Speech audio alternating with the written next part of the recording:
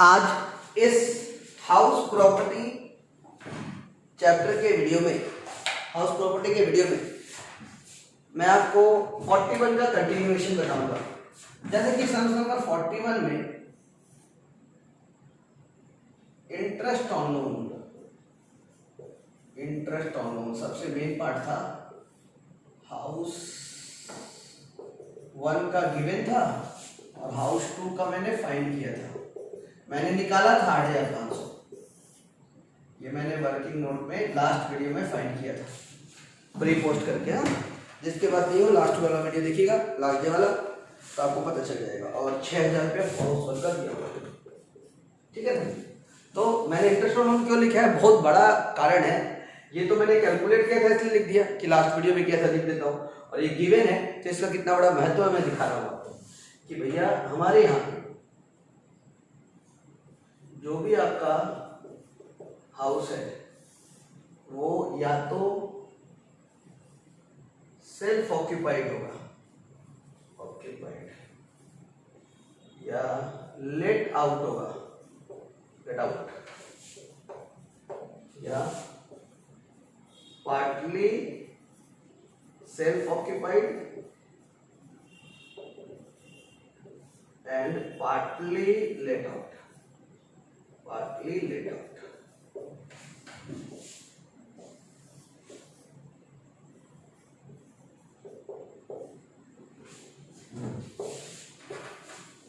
अब ये है क्या, ध्यान से सुनेगा। अब आज तक मैंने जो आपको रूल पढ़ाया है वो पढ़ाया है लेट आउट का। यानी आपने लेट आउट का रूल पढ़ा है कि आपको भाड़ा, आप अपना घर भाड़े पर देते हैं तो भाड़े पर देते हैं तो आपका इनकम फ्रॉम हाउस प्रॉपर्टी कैसे कैलकुलेट होता है। तो जो भाड़े पर देने का रूल है वो मैंने आपको समझाया है। तो मैंने आपको हाउस का जो रूल पढ़ा है, जो भी GMV और फेयर रेंट व्हिचएवर लोअर और ग्रॉस प्रोसेस वैल्यू और fair rent whichever is higher और standard rent whichever is lower, RER reasonable expected rate, उसको एक्चुअल रेंट रिसिप्ट से कंपेयर करेंगे तो आएगा GAV। ये तो पूरा रूल जो मैंने पढ़ाया आज तक का सारा रूल वो सब लेट आउट का है। लेट आउट बने मैंने बोला था कि लोग अपना घर भाड़े पर देते हैं, भाड़े से जो कमाते हैं उसका जो इनकम कैलकुलेट होता है उसको बोलते हैं लेट आउट। क्या बोलते हैं? Let out. लेट आउट बने भाड़े पर देना। तो आपने सब भाड़े का दिया और रूल पढ़ा है जब भाड़े पर देंगे, है ना। आज मैं आपको सेल्फ ऑक्यूपाइड का रूल पढ़ाऊंगा। आज पढ़ाऊंगा सेल्फ ऑक्यूपाइड का। सेल्फ ऑक्यूपाइड मतलब घर में मैं खुद रहता हूँ, मेरे घर में मैं रहता हूँ। तो जिस घर में मैं रहता हूँ उसमें तो इनकम होगा नहीं, इनकम जीरो, क्योंकि मैं तो कमाता नहीं हूँ। मैं अपने घर में कैसे कमाऊंगा? मैं तो अपने घर में बैठा हूँ, मैं अपने खुद के घर से खुद को थोड़ी भाड़ा दूंगा। तो कॉमन सेंस का बात है कि जो लोग अपने घर में रहते हैं, बिल्डिंग खरीद लिया, हाउस खरीद लिए और अपने ही घर में रहते हैं, उसको बोलते हैं सेल्फ ऑक्यूपाइड। जो अपने हाउस को आपने खुद ऑक्यूपाई किया है तो आपका इनकम होता है जीरो। तो सेल्फ ऑक्यूपाइड का फॉर्मेट होगा, ये रहा फॉर्मेट। सेल्फ ऑक्यूपाइड का फॉर्मेट होगा NAV, net annual value is nil और लेस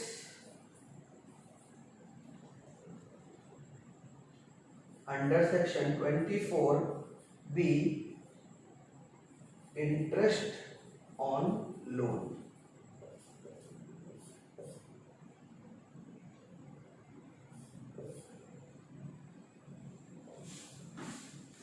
यानी इनकम तो मेरा जीरो है, सेल्फ ऑक्यूपाइड में इनकम तो zero, net annual value is zero, कोई वैल्यू नहीं है भैया। हम तो अपने घर में रहते हैं तो उससे मेरा कोई कमाई हो रहा नहीं है, इसलिए उसका नेट एनुअल वैल्यू जीरो। मतलब ना तो GMV लिखना है ना फेयर रेंट लिखना है। क्वेश्चन में लिखा है, इग्नोर मार दीजिए। GMV, fair rent, standard rent, आपका reasonable expected rent, GAV, gross annual value, municipal tax, सब इग्नोर, क्योंकि वहां से मेरा कोई इनकम नहीं हो रहा है। तो मेरा net annual value self occupied का फॉर्मेट होगा नेट एनुअल वैल्यू नील और से लेस होगा under section 24B interest on loan. यानी क्या, या तो आंसर इंटरेस्ट ऑन लोन नहीं दिया तो जीरो आंसर आएगा, और इंटरेस्ट ऑन लोन दिया तो माइनस में आंसर आएगा। क्योंकि जिस घर में हम रहते हैं उसमें अगर आप ब्याज दे रहे हैं तो सिर्फ ब्याज ही दे रहे हैं, कमाई कुछ हो रहा नहीं है। तो इंटरेस्ट ऑन लोन सिर्फ माइनस होता है। सेल्फ ऑक्यूपाइड के क्वेश्चन में सिर्फ इंटरेस्ट ऑन लोन माइनस होगा। जैसे कि sums number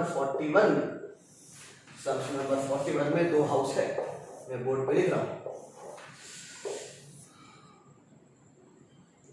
HOUSE house 1 is self occupied. Question में देख लीजिए सेल्फ ऑक्यूपाइड में आप लिखेंगे net annual value NAV nil less deduction under section 24B interest on loan house one का सिर्फ 6000। यानी पूरे सम्स में हाउस वन का जितना इंफॉर्मेशन दिया है सब कंफ्यूज करने के लिए दिया है, क्योंकि सब में बोला हुआ है, सब को ध्यान से पढ़िएगा। सब में बोला हुआ है कि भैया house one first house is occupied for him for his resident, वो अपने खुद रहता है। तो खुद रहता है तो जितना भी information construction started, construction completed, municipal tax, insurance premium सब इग्नोर, कुछ नहीं, खाली इंटरेस्ट ऑन लोन जो क्वेश्चन में दिया है वो माइनस किया जाएगा। इंटरेस्ट ऑन लोन 6000, यानी आंसर आएगा NAV नील 6000 माइनस होगा और answer -6000।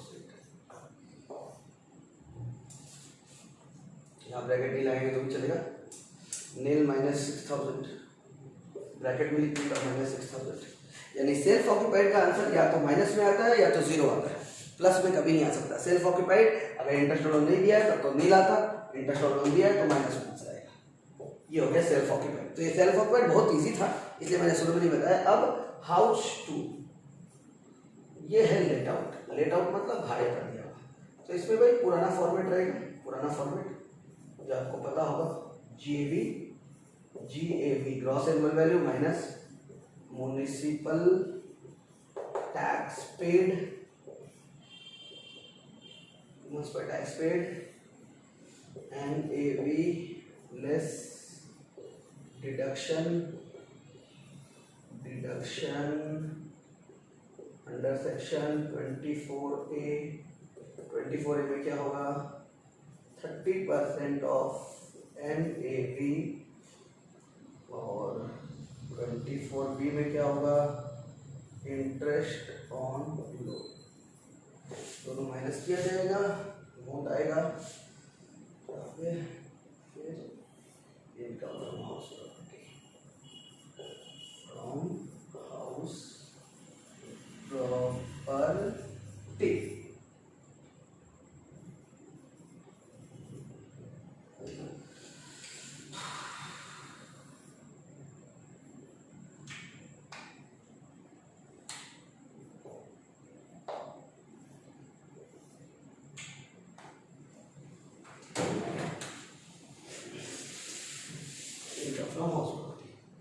GAV minus municipal tax paid NAV, फिर NAV का 30% माइनस और इंटरेस्ट ऑन लोन दोनों मिलाकर इससे माइनस कर दिया जाए। तो हाउस टू लेट आउट है तो जरूर पड़ा है भाई हाउस टू का, और GAV निकालने के लिए आपको वर्किंग नोट बनाना पड़ेगा। तो वर्किंग नोट में आप लिखेंगे GMV fair rent whichever is higher और standard rent whichever is lower, that is RER, फिर RER और ARR, एक्चुअल रेंट रिसीव्ड दिया हुआ क्वेश्चन में। तो आएगा हायर, पहले दोनों में हायर, फिर कंसीडर करेंगे आप GAV और उसी GAV के नीचे फिर पूरा कहानी।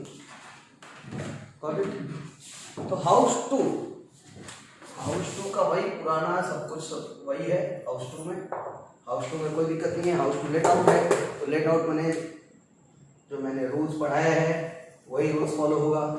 GMV fair and whichever is higher standard and whichever is lower, और RER और ARR व्हिचएवर इज हायर, फिर GAV कैलकुलेट होता है, GAV लिखेंगे, उस पर टैक्स पेड माइनस करेंगे, चाहे इंडेक्शन से 24A मिलेगा, फिर 24B मिलेगा। Got it? सब बेसिक।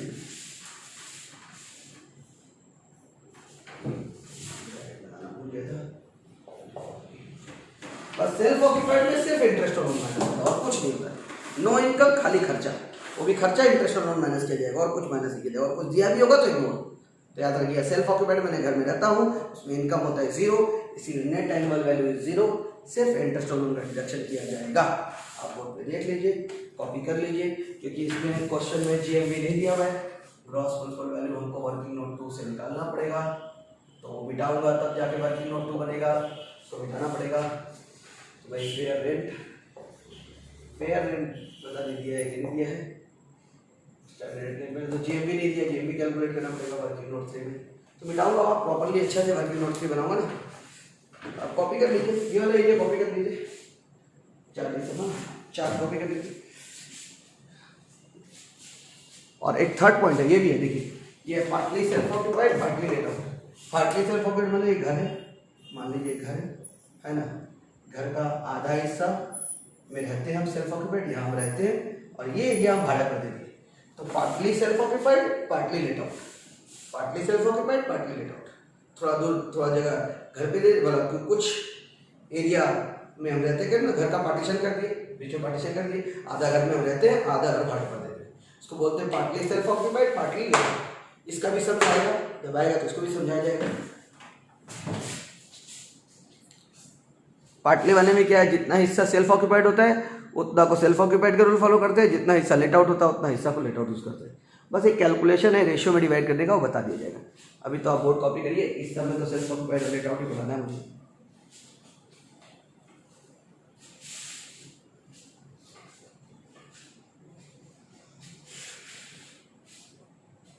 पॉज करके कॉपी कर लीजिए।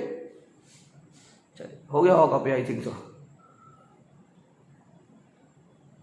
हो गया ना। चलिए मैं चार्ट बिठा देना।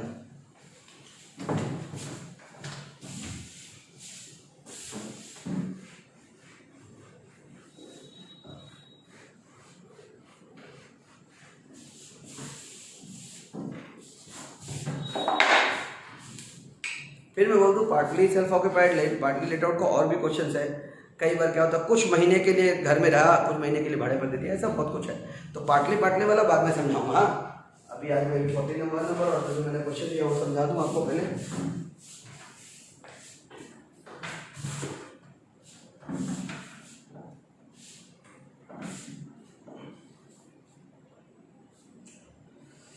सब में हाउस 2 का म्युनिसिपल टैक्स है, municipal tax at the rate 15% पर, ये भी अच्छा है, 2025 रुपये।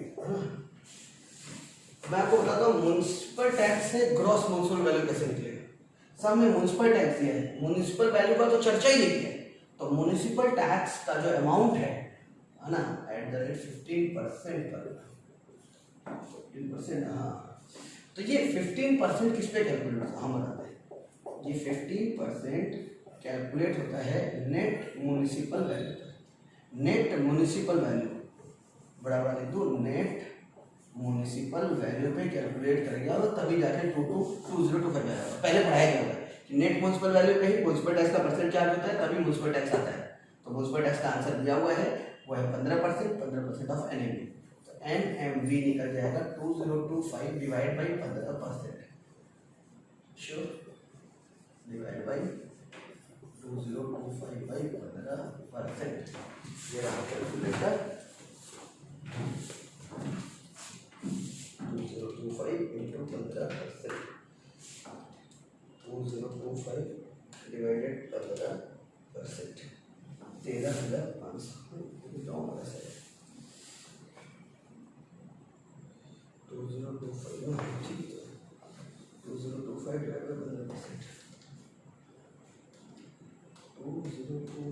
Divided by 15%, 2025 divided 15%, 13,500। बुक में लिखा हुआ है 15,000।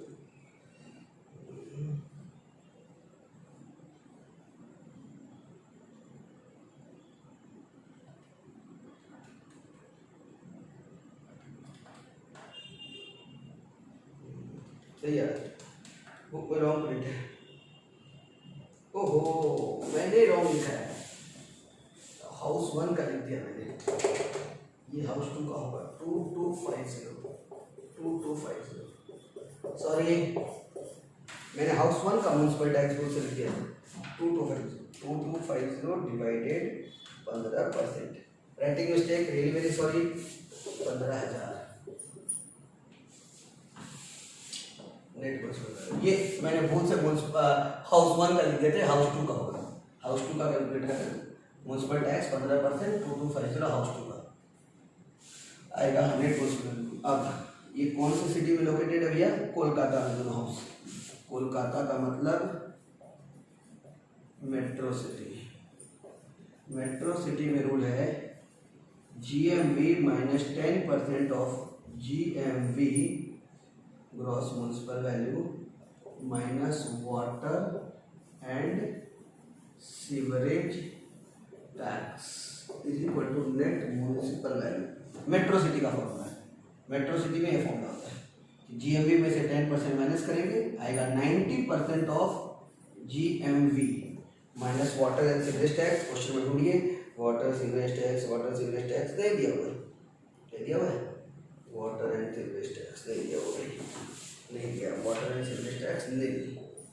और नेट म्यूनसिपल वैल्यू है 15,000 भैया। 90% of GMV is equal to 15,000। GMV is equal to 15,000 divide by 90%।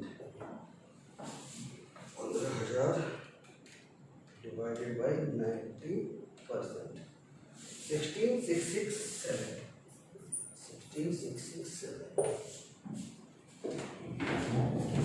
16,667 gross municipal. उसके फेयर रेंट क्वेश्चन में कितना दिया है? Fair rent fair rent fair rent fair rent fair rent fair rent Bardhan has 2 houses, first house and second house, 2 flat dimension, rate 8,000 रुपये per month, furnished and completed construction, municipal tax, insurance premium, Bardhan 40,000 gold amount and interest on the fair rate नहीं दिया है। 1666 standard rate नहीं दिया है। 1667 actual rent received है 1,000 per month पर flat लिखा ऊपर पढ़ लीजिए। पर मंथ पर फ्लैट 1,000 रुपया पर मंथ पर फ्लैट। तो हाउस टू में 2 फ्लैट इक्वल डायमेंशन का 2 फ्लैट है। क्वेश्चन में क्लियर कर दिया। हाउस 1 में मैं रहता हूँ और हाउस 2 को मैंने 2 फ्लैट में बंटवारा किया और दोनों फ्लैट का 1,000 रुपये करके पर मंथ दे रहा हूँ।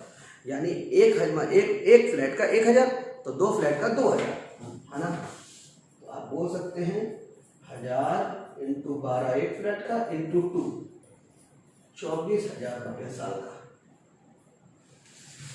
तो एक फ्लैट का 1,000 इंटू 12 12,000। एक फ्लैट का एक घर है मेरा, उसको 2 फ्लैट में कन्वर्ट कर दिया मैंने, 2 फ्लैट हो गया। एक फ्लैट का 1,000 रुपये लेता हूँ तो 1,000 इंटू 12 12,000, तो 2 फ्लैट का 24,000 हो गया।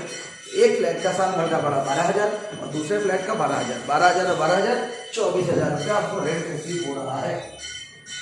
आप ऐसे ही बोल सकते हैं एक फ्लैट पर फ्लैट 1,000 रुपये पर मंथ है तो 2 फ्लैट का 2,000 रुपये पर मंथ हुआ, तो 2,000 इंटू 12 24,000 रुपये भाड़ा मिल रहा है। Actual rent receive 24,000। आप देख लीजिए दोनों में हायर कौन सा है? Actual rent receive. और हायर अगर एक्चुअल रेंट रिसीव होता है तो एक्चुअल रेंट रिसीव भी GAV हो जाता है as per rule. 24,000 GAV municipal tax paid 24,000 में म्युनिसिपल टैक्स पेड कितना होगा? म्युनिसिपल टैक्स पेड बताइए म्युनिसिपल टैक्स पेड होगा, वो दिया हुआ है म्युनिसिपल टैक्स पेड 2250 क्वेश्चन में दिया है। तो 24,000 माइनस 2250, 24,000 माइनस 2250 आएगा 21,750। अब 21,750 का 30%, 21,750 30%, 6,525। इंटरेस्ट और लोन निकाला हुआ है 8,500, 6,825 प्लस 8,500, 6,525 15,025 माइनस होगा ब्रैकेट लगा सकते हैं 15,025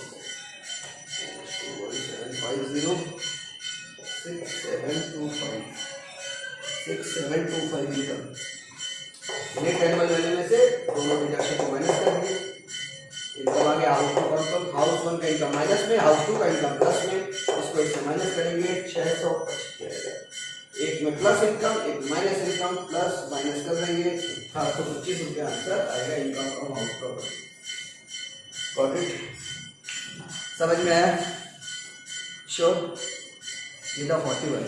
इसके बाद मैं कराऊंगा, आप कॉपी कर लीजिए, पॉज करके पूरा कॉपी कर लीजिए, फिर 42 कराऊंगा। 3-4 सम्स कराना है मुझे। पॉज करके कॉपी कर लीजिए आप लोग, पॉज करके कॉपी कर लीजिए।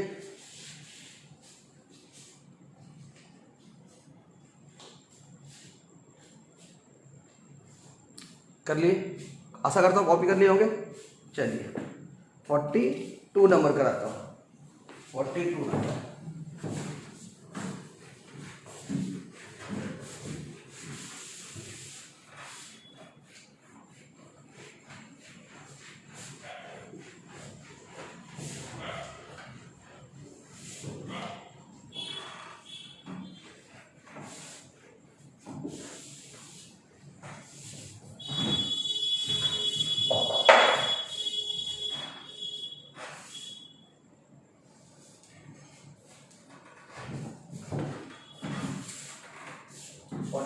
में एक हाउस 1, हाउस 2, 2 कोलकाता हाउस है। एक हाउस 1 कोलकाता में, हाउस 2 दिल्ली में है, दोनों मेट्रो सिटी में है और दोनों ही लेट आउट है। दोनों लेट आउट है तो अच्छा बात है। दोनों का एक एक कनेक्ट करता हूँ। हाउस 1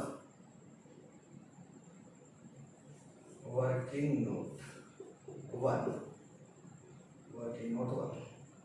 हाउस 1 का net municipal value 72,000 metro city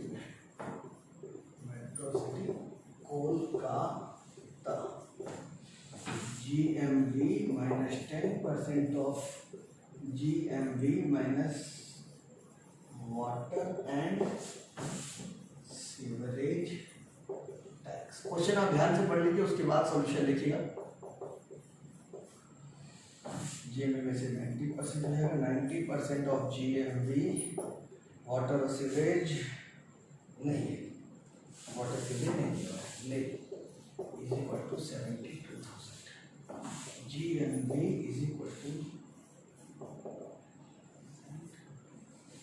90% of GMV is equal to 72,000। GMV is equal to 70,000 divide by 90%। GMV is equal to 80,000। Calculate करेंगे। Working note 2, house 2, okay, house 2,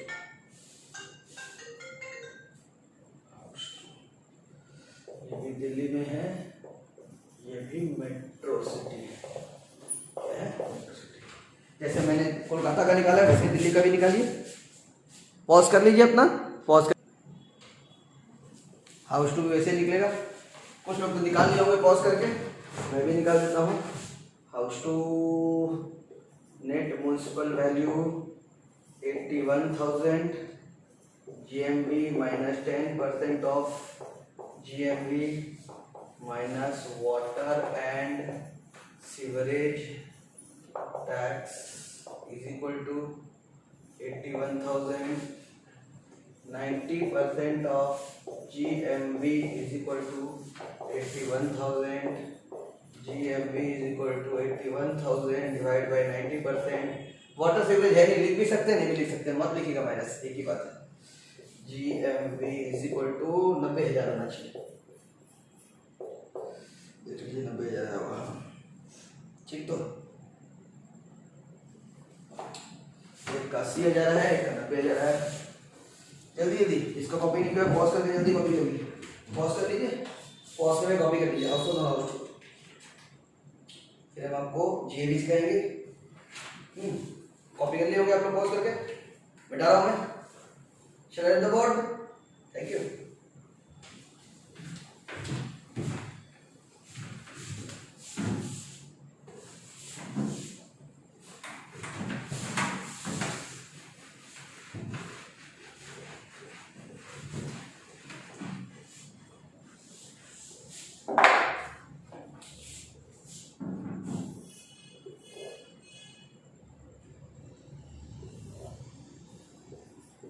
GMV fair rent higher standard rent, lower RER, actual rent received, higher और GAV।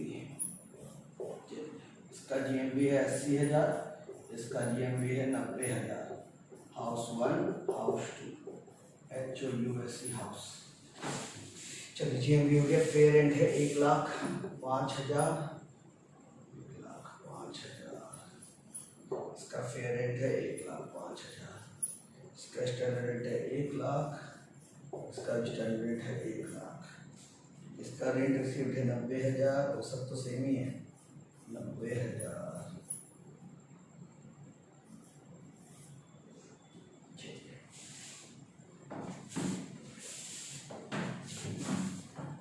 Actual rent receive दिया होता है। चलिए करते हैं। इन दोनों में हायर 1,05,000, इन दोनों में लोअर 1,00,000, इन दोनों में हायर 1,00,000, मतलब RER हायर है। वर्किंग नोट 3 चल रहा है, working note 4। If RER is higher और वैकेंसी पीरियड इज गिवन, कितना गिवन वैकेंसी पीरियड? 1 महीना, 1 मंथ, 1 महीना। देन 12 मंथ रेंट फाइंड करना पड़ेगा और RER लिखना पड़ेगा। इन दोनों में हायर कौन सा हो रहा है वो देखना पड़ेगा। तो जब भी RER हायर हो, जब भी क्या हायर हो? RER हायर हो। जब भी RER हायर हो तो आपको 12 महीना का रेंट और RER निकालना पड़ेगा, अगर वैकेंसी पीरियड दिया है तो। If vacancy period is given, vacancy period is given, तो 12 महीना कैसे निकलेगा मैं बताता हूँ। 1 महीना खाली था घर, 1 महीना खाली था, मैंने भाड़े पर लगा 11 महीना। भाड़े पर कितना लगा? 11 महीना। 11, 11, 11, 11, रेंट रिसीव जो है वो 11 महीना का है। तो भैया 11 महीना का 90,000 अगर किसी को मिलता है तो आई थिंक सो 12 महीने का मिलना चाहिए। 90,000 डिवाइडेड बाई 11 इंटू 12 है ना। 90,000 डिवाइडेड बाई 11 इंटू 12, 98,000 12 महीने का आना चाहिए। 98,182, राइट, 98,182 अप्रॉक्स। और RER आया है, RER है 12 महीना रेंट और RER में कंपेयर करना है। RER है 1,00,000। हाउस 1 का चल रहा है ये भी, ठीक है। दोनों में हायर है RER, RER है। तो if RER है then RER is GAV, RER is GAV। तो जब भी इन दोनों को कंपेयर करते हैं, जब भी इन दोनों को कंपेयर करते हैं RER हायर होगा, RER हायर होगा और वैकेंसी पीरियड दिया होगा। RER higher, vacancy period given, then 12 महीना का रेंट और RER को कंपेयर किया जाएगा। अगर RER हायर हुआ तो RER GAV होगा, और अगर 12 महीने का रेंट हायर होता, अगर 12 महीने का रेंट हायर होता तब एक्चुअल रेंट रिसीव्ड जो है वो GAV होता। तो अभी आप चिंता मत करिए, हाउस 2 में आपको पता चल जाएगा। हाउस 2 देखिए, हाउस 2 भी सुन लीजिए। हाउस 2 याद रखिएगा, इफ 12 महीने रेंट और RER में RER हायर हुआ तो RER GAV होगा। क्या GAV होगा? RER को ही GAV में लिख देंगे, इसलिए मैंने RER को ही GAV में लिख दिया। अब हाउस 2 में भी वो हाउस 2 तो पूरा कंपेयर करना ना। 90 और 1,05,000 है स्टैंडर्ड रेट में lower, 1,00,000 lower.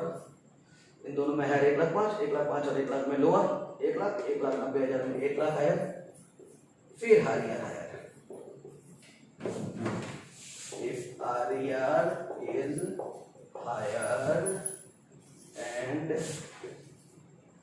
vacancy period given, कितना गिवन भैया?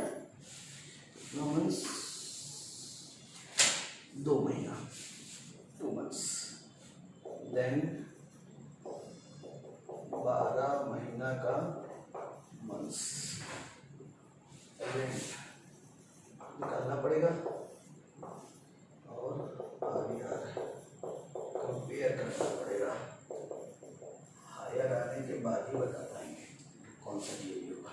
अभी अगर 2 महीना खाली है, आवाज नहीं आ रहा है, 2 महीना खाली है यानी जो रेंट रिसीव्ड हुआ है ये 10 महीना का हुआ है। 2 महीना घर खाली था मतलब 10 महीने का भाड़ा मिला है। तो किसी को 10 महीने का भाड़ा अगर 90,000 मिलता है, एक्चुअल रेंट रिसीव्ड 90,000, 10 महीना का मिला क्योंकि 2 महीना खाली था, तो 12 महीने में से 2 महीना खाली मतलब 10 महीने का रेंट मिला है 90,000। तो 12 महीने का क्या होगा भैया, 90,000 divided by 10 into 12, 90,000 divided by 10 into 12, 1,08,000। और आरिया हुआ 1 लाख। आरिया यहाँ 1 लाख दिया हुआ। इन दोनों में हायर कौन सा, 1,08,000 हायर, मतलब 12 months रेंट इज हायर, निकलो ना हायर। 12 महीना का भाड़ा हायर निकला। तो अगर 12 महीना का भाड़ा हायर निकलेगा तो actual rent received is GAV. ये एज अ होल बहुत जबरदस्त सम है।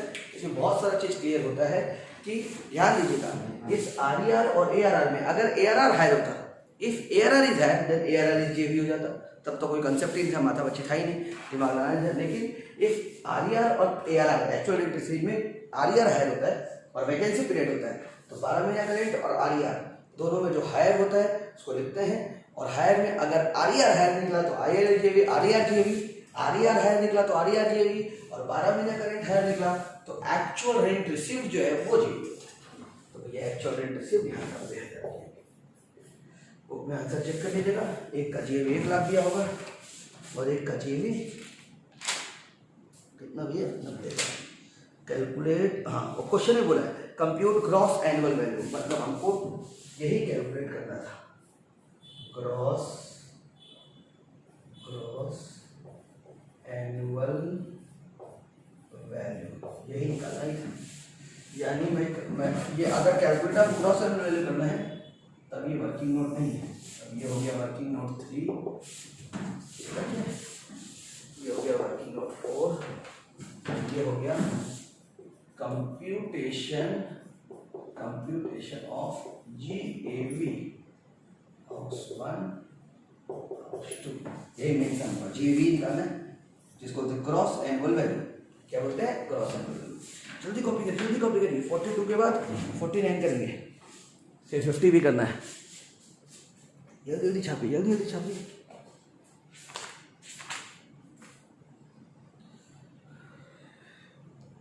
पॉज करके कॉपी कर लीजिए, पॉज करिए और कॉपी कर लीजिए।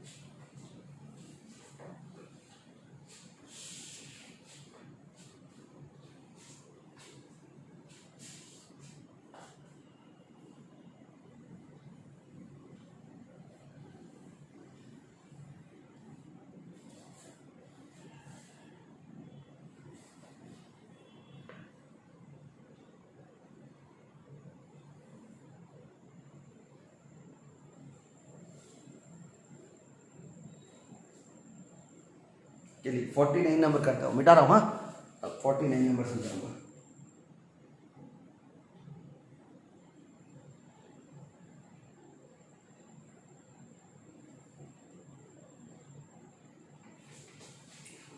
नंबर में क्या है बेटा, तो हाँ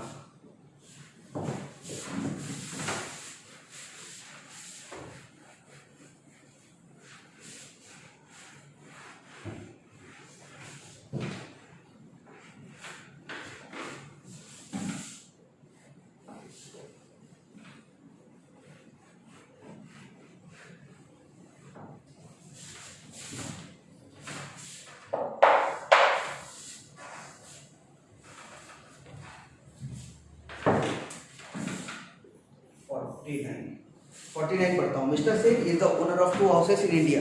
इन इंडिया लिखा है, स्टेट का नाम नहीं लिखा है कि किस स्टेट में है या किस सिटी में है। From the following data compute the gross annual value.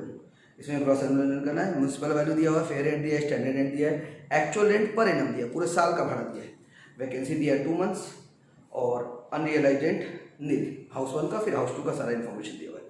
Very good. अब ये म्यूनिसिपल वैल्यू जो है, ये म्यूनिसिपल वैल्यू जो क्वेश्चन में गिवन है, मैं क्लियर कर दूँ। सिटी गिवन है तो आप एज्यूम करेंगे ASSUME, एज्यूम करेंगे नॉन मेट्रो सिटी। क्या एज्यूम करेंगे? Non metro city. क्वेश्चन में सिटी एज्यूम नहीं है तो आपके ऊपर है, आप मेट्रो भी ले सकते हैं, नॉन मेट्रो भी ले सकते हैं। नॉन मेट्रो में इजी कैलकुलेशन जाता है। Municipal value 30,000,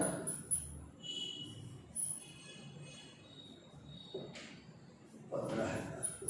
non metro city में नेट म्युनिसिपल वैल्यू और ग्रॉस म्युनिसिपल वैल्यू सेम होता है। Net municipal value, gross municipal value same होता है। तो क्वेश्चन में अगर म्युनिसिपल वैल्यू गिवन है, क्या गिवन है? म्युनिसिपल वैल्यू, तो आप उसको नेट म्युनिसिपल वैल्यू मानेंगे। क्या मानेंगे? नेट। तो क्वेश्चन में जो गिवन है वो है net municipal value.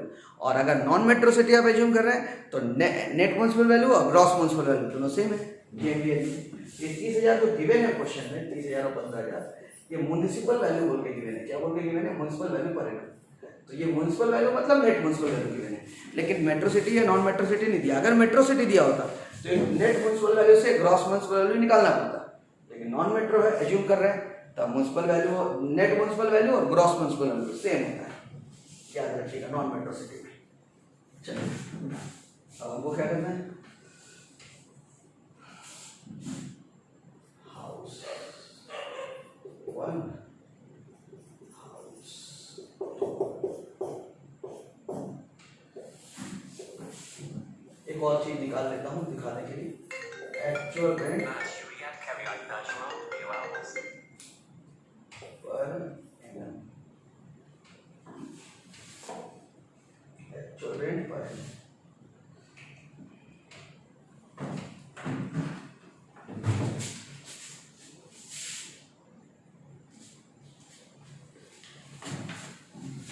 Actual rent पूरे साल का दिया हुआ है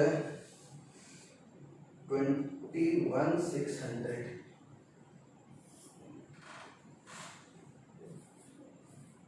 ये मैंने इसलिए लिखा क्योंकि वैकेंसी दिया हुआ क्वेश्चन में हाउस 1 में 21,600 वैकेंसी दिया है 2 महीने का। और एक नया चीज भी दिया हुआ है अनरियलाइज्ड रेंट। अनरियलाइज्ड रेंट कितना दिया? नहीं, यहाँ पे है 18,000, वैकेंसी नहीं है, अनरियलाइज्ड रेंट 2500।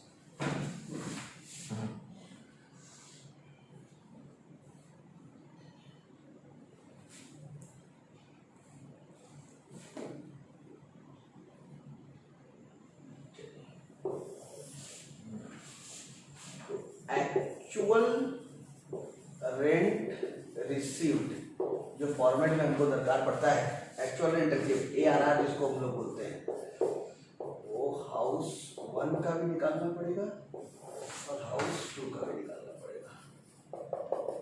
कैसे निकलेगा वो देखिए।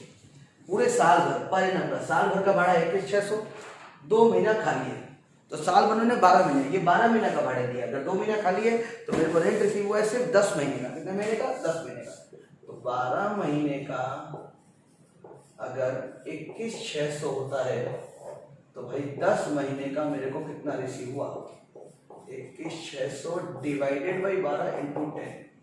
पूरे साल भर का भाड़ा 21,600, 2 महीना खाली था, मेरे को 10 महीने का भाड़ा मिला, वो 10 महीने का भाड़ा होना चाहिए डिवाइड बाई 12 इंटू 10, 18,000 रुपये। तो एक्चुअल रेंट रिसीव्ड हाउस 1 में, सॉरी ये तो 10 मंथ का रेंट हुआ, क्या हुआ? 10 महीने का भाड़ा। 10 महीने के भाड़ा मेरे को 18,000 मिलेगा। अब ये अनरियलाइज रेंट है तो नहीं दिया हुआ, लेकिन मैं समझा दूँ। अनरियलाइज मतलब पहले बात तो 2 महीना खाली था, 2 महीने का तो ऐसे भी नहीं मिलेगा, तो मिलेगा 10 महीने का, तो 10 महीने का मिलना चाहिए 18,000। कितना मिलना चाहिए? उसमें से अनरियलाइज मतलब क्या, भाड़ा मार लिया, जैसे हम लोग बैड डेट बोलते थे ना अकाउंट में, वैसे ये अनरियलाइज भाड़ा, मतलब हम भाड़े पर दिए हैं 10 महीना, 10 महीने का 18,000 हमको मिलना चाहिए। 10 महीने का हाउस 1 का हमको 18,000 मिलना चाहिए। तो अभी मैं हाउस 2 का बात नहीं कर रहा हूँ, मैं फिर बोलूँ हाउस 2 का ये 18,000 मत देखिएगा, हाउस 1 का बात कर रहे हैं। 12 महीने का 21,600, 2 महीना खाली था तो खाली का भाड़ा नहीं मिलता है। 10 महीने का भाड़ा हमको 18,000 मिलना चाहिए, उसमें से अनरियलाइज है निल। तो एक्चुअल रेंट रिसीव्ड है 18,000 माइनस निल 18,000। मैंने माइनस किया कि हो सकता था क्वेश्चन में या लिखा था कि अनरियलाइज 1,000 रुपये, मतलब 18,000 हमको मिलना चाहिए था, 1,000 रुपये सामने वाला मार लिया मतलब नहीं दिया भाड़ा, तो 18 माइनस 1,000 17,000 रुपये एक्चुअल रेंट रिसीव होता। अगर वहाँ अनरियलाइज में 1,000 दिया होता तो नहीं भाई, 18,000 हमको 10 महीने में मिलना था, अनरियलाइज कुछ नहीं है सर, अनरियलाइज 0 मतलब पूरा रियलाइज, मेरे को पूरा 18 मिल गया। Got it? श्योर। ये होगा हाउस 1 का। हाउस 2 का 12 महीने का भाड़ा, 12 महीने का भाड़ा 18,000 है और वैकेंसी कुछ नहीं, खाली नहीं था, पूरा 12 महीना भाड़ा पे लगा था, तो मेरे को 18 मिलना चाहिए था, पूरा 12 महीने का भाड़ा, लेकिन अनरियलाइज हो गया 2500। तो मेरा एक्चुअल रेंट रिसीव्ड होगा 12 महीने का भाड़ा जो मेरे को मिलने वाला था 18,000, उसमें 2500 अनरियलाइज हो गया। अनरियलाइज मतलब नहीं मिलने वाला, पैसा मार लिया सामने वाले ने, तो मेरे को 15,500 ही एक्चुअल रेंट रिसीव्ड होगा। एक्चुअल रेंट रिसीव्ड यार समझ में, ये कैलकुलेट कर लेंगे एक्चुअल रेंट रिसीव्ड, तो बाद में जीएबी निकालने में दिक्कत नहीं होगा। कॉपी कर लीजिए, एक्चुअल रेंट रिसीव्ड निकल जाएगा तो कोई धड़ हम जीएमबी फेयर रेंट लिखेंगे और आंसर निकाल देंगे। कॉपी करिए, पॉज करिए, कॉपी करिए।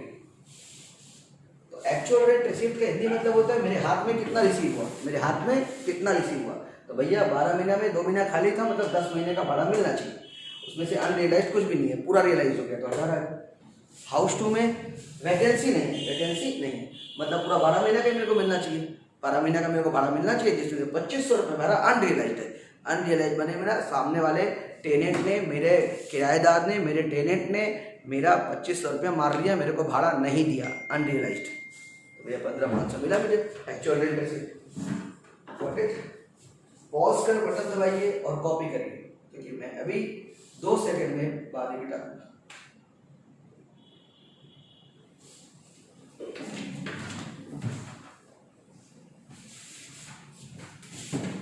Working note 1, working note 2, working note और बैठा दीजिए। श्योर, चलिए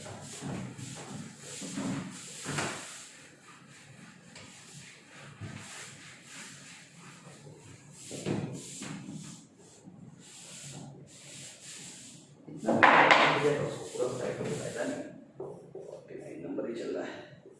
जीएमबी फेयर रेंट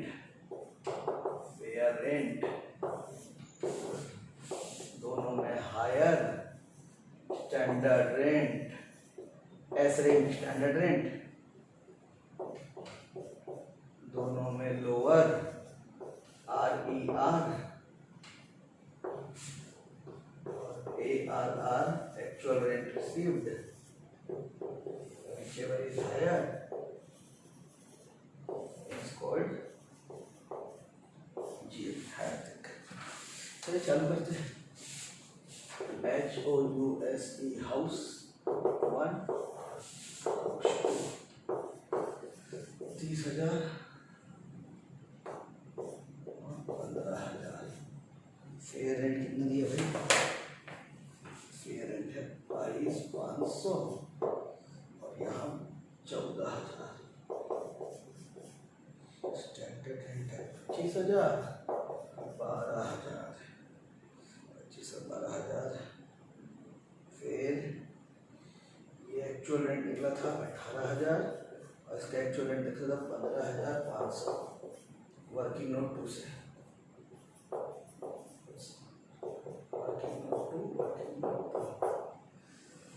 चालू करते हैं अपना पूरा काम। इन दोनों में हायर 30, इन दोनों में लोअर 25, इन दोनों में हायर 25, मतलब RER हायर है, RER हायर है। तो ARER हायर है, बनाना पड़ेगा पूरा ज्ञान लिख कर। मैंने सोचा था मिटाना नहीं पड़ेगा लेकिन मिटाना पड़ रहा है। Working note 3, house 1, ARER is higher. If ARER higher and vacancy period given 2 months given था, क्वेश्चन में 2 months था, वैकेंसी पीरियड 2 months। तो भैया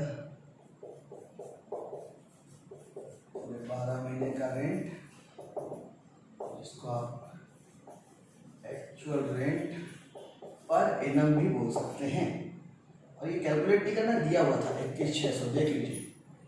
और ARER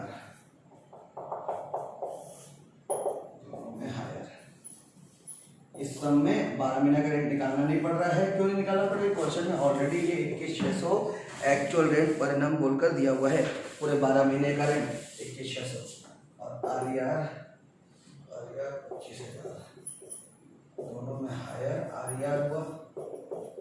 तो हमने ARER इज GAB, ARER को ही GAB अनाउंस कर दिया। वर्किंग नोट 3 आ गई,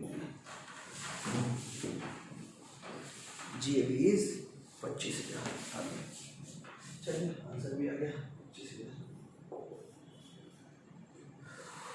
दोनों में हायर 15, दोनों में lower 12,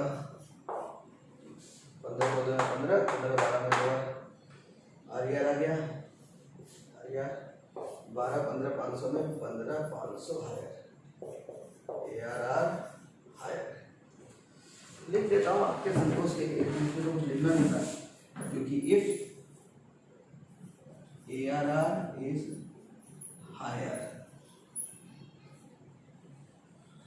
working note 4, house 2, if ARR is higher, then ARR is GAB, ARR को ही GAB बना दिया जाता है, उसकी कोई किंतु परंतु नहीं है। यही तो मैं डायरेक्ट भी लिख सकता था, बस लिख दिया, जगह खाली था आपको समझाने के लिए। एग्जाम में वर्किंग नोट 4 नहीं भी बनाएगा तो चलेगा, no need to draw working note 4, लिख देंगे तो भी अच्छा बात है, खुशी का बात है। ये कर दिया, ऊपर में हेडिंग दे दीजिएगा computation of gross annual value या कंप्यूटेशन GAB, और यहाँ फुल फॉर्म लिखिए ग्रॉस एनुअल वैल्यू, यहाँ लिखिए standard rent, fair rent, gross municipal value. ARER का फुल फॉर्म लिखिएगा reasonable expected rent, ARER reasonable expected rent. चलिए जल्दी कॉपी करिए, 49 कॉपी करके 50 नंबर बताएंगे।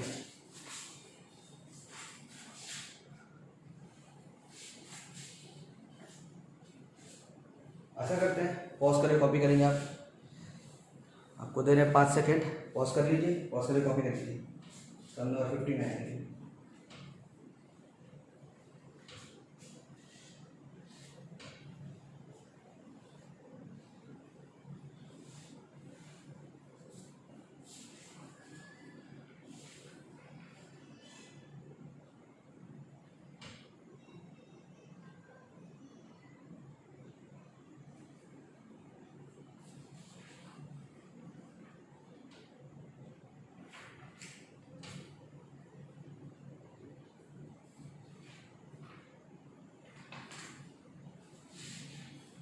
हो गया होगा, मिटा दो। चलिए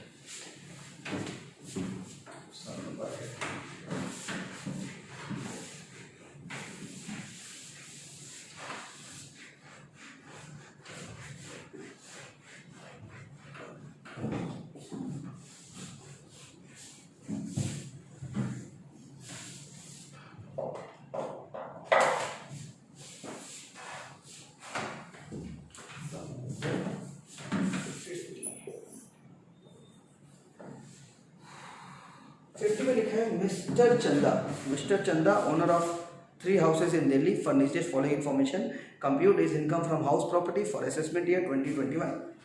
house 1, house 2, house 3। House 1 let out है, हाउस 2 और हाउस 3 सेल्फ ऑक्यूपाइड है। तो 2 हाउस के सेल्फ ऑक्यूपाइड हो सकता है, ये भी बताया था, याद रखिएगा। 2 घर को सेल्फ ऑक्यूपाइड गवर्नमेंट मानती है, 2 मान सकती है।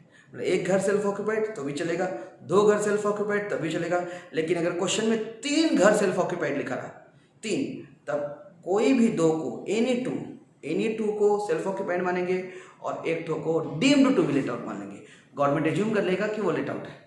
श्योर, अगर 3 घर सेल्फ ऑक्यूपाइड लिखा रहा तो बुक में रूल है more than 2 houses are, if more than 2 houses are self occupied, if more than 2 house are self occupied, 2 से ज़्यादा अगर सेल्फ ऑक्यूपाइड है तो एनी 2 हाउस आप सेल्फ ऑक्यूपाइड ले लीजिए और रिमेनिंग सारा deemed to be let out ले लीजिए। Got it. लेकिन ये रूल अभी हमारे यहाँ नहीं चल रहा है। क्यों नहीं चल रहा है? क्योंकि हमारे यहाँ 2 ही सेल्फ ऑक्यूपाइड है। क्वेश्चन में लिखा है एक लेट आउट, पहला वाला लेट आउट है और 2 तो सेल्फ ऑक्यूपाइड है। तो 2 सेल्फ ऑक्यूपाइड तो चलता है, याद रखिएगा। 2 घर में एक आदमी रह सकता है, गवर्नमेंट ने अलाउ किया। पहले पुराना रूल था, 2-3 साल पहले रूल था, 2 साल पहले से रूल था कि कोई एक ही घर सेल्फ ऑक्यूपाइड हो सकता है, एक से ज़्यादा होते ही नहीं माना जाएगा, उसको हम लोग लेट आउट मान लेंगे। पुराना रूल है, क्यों आपके भैया या आपके कोई रिलेटिव कोई पुराना रूल पड़ा हुआ है तो वो यही बोलेगा कि एक घर ही सेल्फ ऑक्यूपाइड होगा। नहीं, अभी नया रूल है, अभी जो इस असेसमेंट ईयर में फॉलो हो रहा है, आपके बुक में जो छपा है उसमें 2 ईयर, 2 घर को आप सेल्फ ऑक्यूपाइड एज्यूम कर सकते हैं। 2 घर आपका सेल्फ ऑक्यूपाइड होगा और रिमेनिंग घर आपका लेट आउट। क्वेश्चन में दिया है तो लेट आउट, नहीं दिया है तो डीम्ड टू लेट आउट। तो 2 घर को आप सेल्फ ऑक्यूपाइड एज्यूम करके बना सकते हैं सेल्फ ऑक्यूपाइड के रूल के हिसाब से। Got it. दोनों घर में NAV नील होगा और दोनों सेल्फ ऑक्यूपाइड का सिर्फ इंटरेस्ट ऑन माइनस होगा, याद रखिएगा। तो एनी 2 हाउस, कोई भी 2 हाउस को आप सेल्फ ऑक्यूपाइड नहीं चलना है। क्वेश्चन में लिखा है एक लेट आउट 2 सेल्फ ऑक्यूपाइड, चलेगा।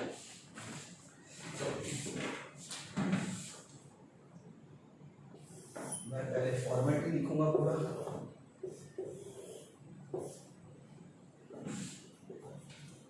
हाउस 1 लेट आउट, जिसमें हमको GAV gross annual value minus municipal tax paid net annual value less deduction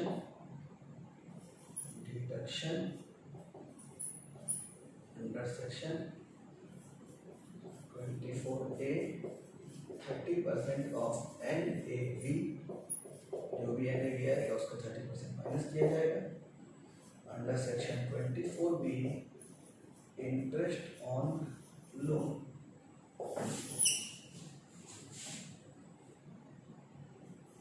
house 2 ऐसे 2 नहीं है, ऐसा हमने नहीं है, house 1, house 2 and house 3 both self occupied. तो 2 घर सेल्फ ऑक्यूपाइड हो सकता है, 2 से ज़्यादा होता तो नीचे होता 2 घर हो सकता है, जिसका दोनों का net annual value nil less deduction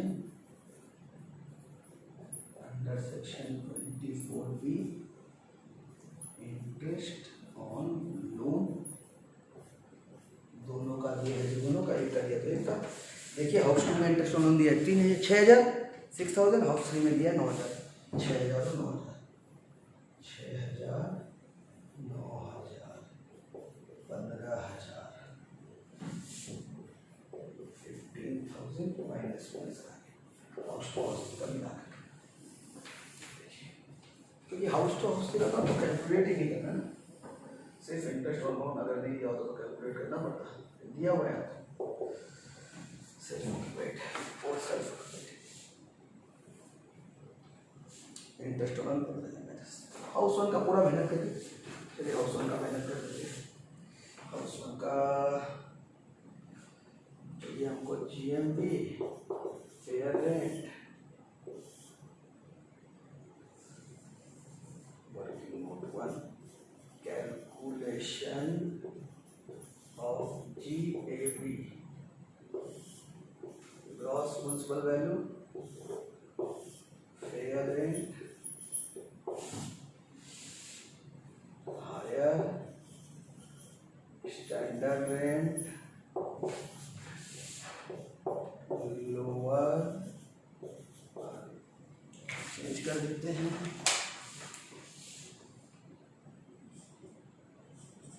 lower reasonable expected rent, actual rent received,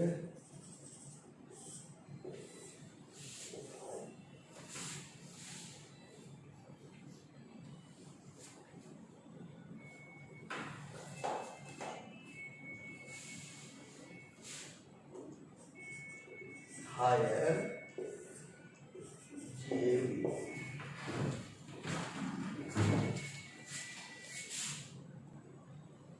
चलिए GMV ग्रॉस म्युनिसिपल वैल्यू, सब में दिया हुआ है नेट म्युनिसिपल वैल्यू। ओहो, ये है हाउस वन का, हाउस वन का, हाउस वन का वर्किंग नोट 2, इसमें दिया नेट म्युनिसिपल वैल्यू दिया हुआ है 36,000। इसका फॉर्मूला होता है GMV, मेट्रो सिटी है, मेट्रो सिटी दिया है, मेट्रो सिटी दिल्ली, दिल्ली में GMV minus 10% of GMV minus water and sewerage tax equal to 36,000। Water sewerage है क्या? Water sewerage 90% of GMV is equal to 36,000। Water sewerage नहीं है तो GMV equal to 36,000 divide by 90% gross municipal value 40,000 होगा gross municipal value. कभी calculator से देख लीजिए ना, gross municipal value 40,000, gross municipal value is 40,000। अब ग्रॉस म्युनिसिपल वैल्यू आंसर देखो मैं, हाँ 40,000 दिया। चलिए अब फेयर रेंट, क्वेश्चन में दिया हुआ है फेयर रेंट, क्वेश्चन में फेयर रेंट है 45,000, स्टैंडर्ड रेंट है 38,400, एक्चुअल रेंट रिसीव्ड है, रेंट रिसीव 40,000 और सब में अनरियलाइज रेंट, रिपेयर दिया हुआ है, म्युनिसिपल टैक्स दिया हुआ है, इंटरेस्ट ऑन लोन दिया है, वैकेंसी पीरियड दिया है, रिकवरी ऑफ अरेंट। अभी कंफ्यूज नहीं हो जाए, देखो भैया अनरियलाइज रेंट मतलब आपको पिछले साल भाड़ा नहीं मिला, उसको अनरियलाइज रेंट होता है, और रिकवरी ऑफ अनरियलाइज मतलब 2-3 साल पहले भी नहीं मिला था, वो अभी रिकवर हुआ। तो अनरियलाइज रेंट अलग चीज़ है और रिकवरी ऑफ अनरियलाइज रेंट अलग चीज़ है। अनरियलाइज माने टेनेंट आपको भाड़ा नहीं दिया, अनरियलाइज हो गया, आपको भाड़ा नहीं रिसीव हुआ, उसको बोलते हैं अनरियलाइज। और रिकवरी ऑफ अनरियलाइज मैंने 2-3 साल पुराना कोई भाड़ा नहीं दिया था, 2-3 साल पहले नहीं दिया था, वो अभी रिकवर हो गया। तो रिकवरी ऑफ अनरियलाइज रेंट आपका इनकम है, क्या है? Other income. हाउस प्रॉपर्टी में अलग से लिखेंगे, इनकम है ये, और अनरियलाइज रेंट आपके एक्चुअल रेंट रिसिप्ट से माइनस किया जाता है। तो अनरियलाइज रेंट अलग चीज़ है, रिकवरी ऑफ अनरियलाइज रेंट अलग चीज़ है। अनरियलाइज मतलब the rent not received from tenant, rent मेरे को नहीं मिला, प्रीवियस ईयर में जो रेंट नहीं मिला उसको अनरियलाइज रेंट बोलेंगे। और रिकवरी ऑफ रेंट मैंने प्रीवियस ईयर के पहले कभी नहीं मिला था, वो अभी रिकवर हो गया, मतलब कोई टेनेंट 2-3 साल पहले पैसा नहीं दिया था, वो मेरे को लाके दे दिया, थैंक यू, वो मेरा एक्स्ट्रा इनकम हो गया हाउस प्रॉपर्टी का। वो एक्स्ट्रा इनकम का क्या होगा वही बताऊंगा, यानी रिकवरी ऑफ अनरियलाइज रेंट भी बताऊंगा, वेट करिए। रिकवरी ऑफ अनरियलाइज रेंट को यहाँ भूल से मत माइनस कर दिएगा, एक्चुअल रेंट रिसीव्ड से रिकवरी माइनस कर दिया, अरे रेंट रिसीव्ड में से अनरियलाइज रेंट माइनस होता है, अनरियलाइज अलग, अच्छी अलग चीज़ है, और रिकवरी ऑफ अनरियलाइज अलग चीज़ है। Got it? चलिए एक्चुअल रेंट रिसीव 40,000, अभी दोनों में बड़ा 45, दोनों में छोटा 38,400, दोनों में बड़ा 40, ARR is higher, if ARR is higher ARR is GAV, अगर ARR हायर होता है तो ARR इज GAV हो जाता है, ARR GAV। हेडिंग दे दीजिएगा computation of income from house property, क्या लिख दीजिए? Computation of income from house property, particulars details amount या पर्टिकुलर्स अमाउंट रुपीज। चलिए म्युनिसिपल टैक्स पेड, सब में म्युनिसिपल टैक्स पेड लिखा है, 10% तो म्युनिसिपल टैक्स है, अमाउंट नहीं दिया, निकालना पड़ेगा। म्युनिसिपल टैक्स दिया है 10%, तो आपको बता दूं ये परसेंट चार्ज होता है नेट म्युनिसिपल वैल्यू पे, पहले ही बताया जा चुका है, नहीं याद है तो याद कर लीजिए। म्युनिसिपल टैक्स का परसेंटेज खाली दिया हो तो नेट म्युनिसिपल वैल्यू पे चार्ज होता है। तो 10% ऑफ नेट म्युनिसिपल वैल्यू 36,000, ऊपर देखिए 36,000 दिया हुआ है, 36,000 यानी म्युनिसिपल टैक्स हुआ 3600, म्युनिसिपल टैक्स हाउस वन का। तो म्युनिसिपल टैक्स इसमें 80% अनपेड, 80% अनपेड है। म्युनिसिपल टैक्स निकाल लिया, लेकिन आपको भी पेड अमाउंट चाहिए। म्युनिसिपल टैक्स निकाल दिया 10% ऑफ एनएमवी 3600 रुपया, लेकिन म्युनिसिपल टैक्स पेड हुआ है सिर्फ 80%, सिर्फ 20%। 80% अनपेड लिखा हुआ है, 80% अनपेड, 80% पेड नहीं हुआ है। तो कोई चीज़ 80% नहीं पेड हुआ मतलब पेड कितना हुआ? 20%। तो जितना म्युनिसिपल टैक्स है उसका 20% ही पेड हुआ है। 20% ऑफ 3600 720 पेड हुआ।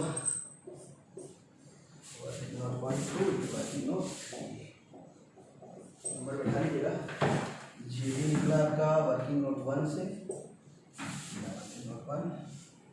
म्युनिसिपल टैक्स पेड निकला वर्किंग नोट 3 से, जीएपी निकला वर्किंग नोट 2 से। माइनस करिए 40,000 में से 720 माइनस करिए, कितना आएगा? 39,280 आएगा, 39,280। फिर 39,280 का 30%,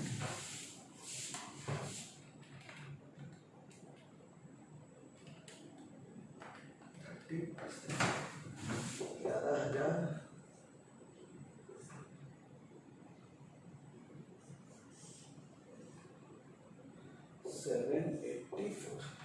11,784 और इंटरेस्ट और लोन क्वेश्चन में गिवन है 6,000 रुपया, 6,000 नहीं 3,000 रुपया। इंटरेस्ट और लोन हाउस वन का 3,000 रुपया, 14,784 रुपया। माइनस कर दूँ इससे,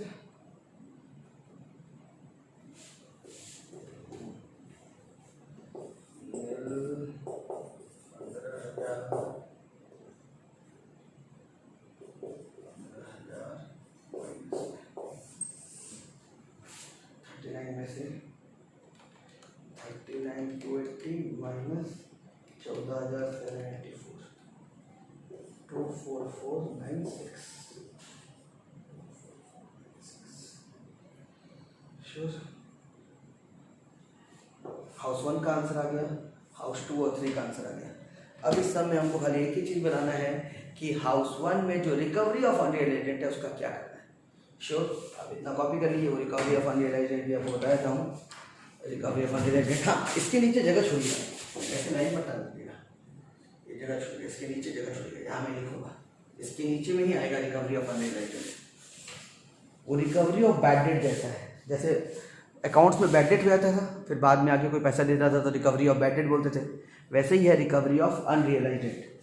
कोई टेनेंट था जो पहले 2-3 साल पहले पैसा नहीं दिया था, 2 साल पहले, 3 साल पहले, 4 साल पहले पैसा नहीं दिया होगा, वो अभी मेरे को लाके दे दिया है, तो मेरा एक्स्ट्रा इनकम हो गया उस प्रॉपर्टी में। तो सर इस पिछले साल का निकालने के बाद तीनों हाउस का अलग से उसको इनकम में नीचे दिखाते हैं, रिकवरी ऑफ अनरियलाइज्ड रेंट बोलकर दिखाऊंगा। आप पहले कॉपी कर लीजिए, पॉज करके जल्दी कॉपी करिए।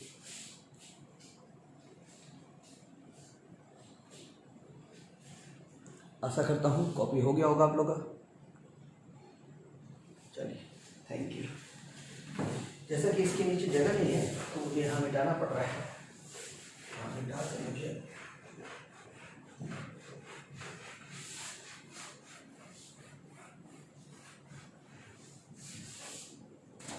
इसके नीचे कंटिन्यू पार्ट।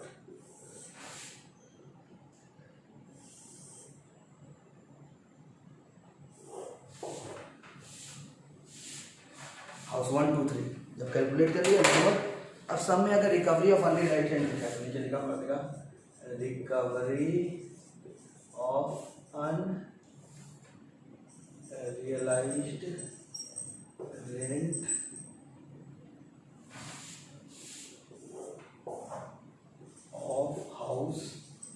वन।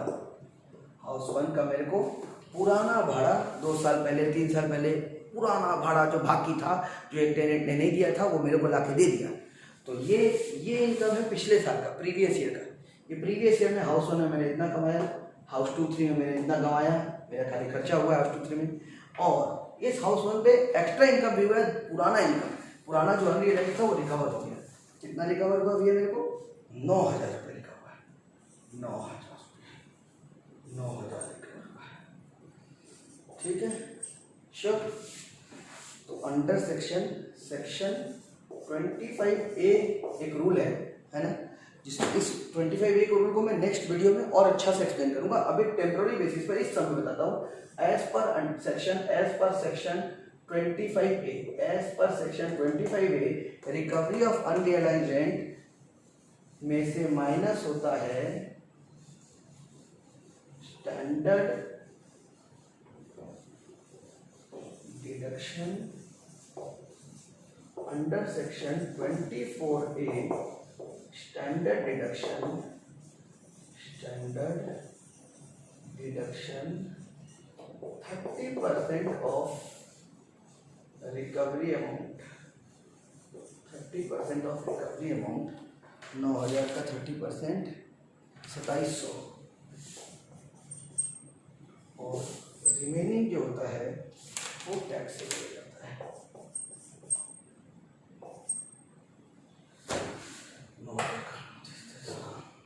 30% है ना, under section standard deduction under section 24A। तो याद रखिएगा, रिकवरी ऑफ अनरियलाइज्ड रेंट एक पुराना भाड़ा जो नहीं मिला था, 3-4 साल पुराना या 10 साल पुराना कोई भाड़ा था नहीं मिला था, वो मुझे मिल गया, तो मेरे को अलग से इनकम हुआ। ये पिछले साल का इनकम, हाउस 1, हाउस 2, हाउस 3 में मेरा पिछले साल का खर्चा, ये पिछले साल का इन्फॉर्मेशन है, पिछले साल के पहले का। तो मेरे को एक्स्ट्रा 9,000 कमाया हुआ है, जिसमें गवर्नमेंट हमको 30% का छूट देती है। रिकवरी ऑफ अनरियलाइज्ड रेंट जो अलग रूल है अंडर सेक्शन 25A के तहत, 25A के तहत मेरे को जो भी इनकम होगा रिकवरी ऑफ अनरियलाइज्ड से उसमें 30% छूट मिलेगा, रिमेनिंग टैक्सेबल होगा। अब मैं आंसर देता हूँ income from house property. Income from house property, इसमें मैं ये माइनस ये 24,496 माइनस 15,000 प्लस 6,300 करूँगा। 24,496 माइनस 15,000 प्लस 6,300 आएगा 15,796। चलिए पढ़ लीजिए, computation of income from house property assessment year 2021 में आप कैलकुलेट कर रहे हैं 1920 का इनकम। ये 1920 का हिसाब है और ये उसके पहले का रिकवरी हुआ है। ठीक है, चलिए जल्दी कॉपी करिए। हाउस प्रॉपर्टी में थोड़ा सा चीज़ बचा हुआ है, जैसे रिकवरी ऑफ अनरियलाइज्ड रेंट मैंने आज थोड़ा सा बताया, छोटा सा पार्ट था, उसको भी मैं एक्सप्लेन कर दूंगा नेक्स्ट वीडियो में और अच्छा से एक एग्जाम्पल लेकर आए ना, और एक partly self occupied partly let out. Got it? Next video का वेट करिए। तब तक के लिए हाउस प्रॉपर्टी रिवाइज करते रहिए, कोई बुक है तो उससे सब सॉल्व करते रहिए, ईयर का भी क्वेश्चन सॉल्व करते रहिए। जितना प्रैक्टिस करेंगे उतना फायदे में रहेंगे। Thank you. कॉपी पॉज करके कॉपी कर लीजिए। कॉपी करते करते करते करते करते करते करते करते ये वीडियो समाप्त हो जाएगा। समझे मुन्ना?